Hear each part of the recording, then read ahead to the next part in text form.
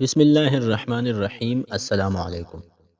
سوال یہ پوچھا گیا ہے کہ پاخانے کی جگہ بالوں کو صاف کرنا ضروری ہے یا نہیں۔ پاخانے کے بال یعنی دبر کے جو بال ہیں ان کو صاف کرنا ضروری ہے یا نہیں۔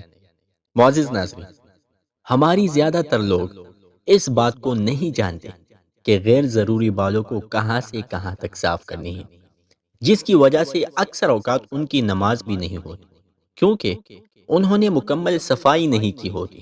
ناظرین کرام، یہ بات تو سب جانتے ہیں کہ غیر ضروری بالوں کو زیر ناف اور زیر بغل صاف کرنا ہوتا ہے۔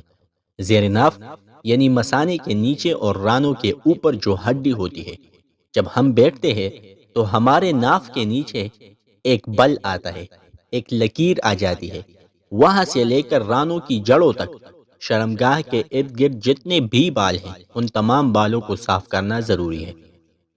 اب سوال یہ ہے کہ پاخانے کی بالوں کو صاف کرنا ضروری ہے یا نہیں، تو اس کا جواب فتح الباری اور فتاوی شامی میں لکھا ہوا ہے کہ پاخانے کی جگہ جو بال ہیں ان کو بھی صاف کرنا ضروری ہے۔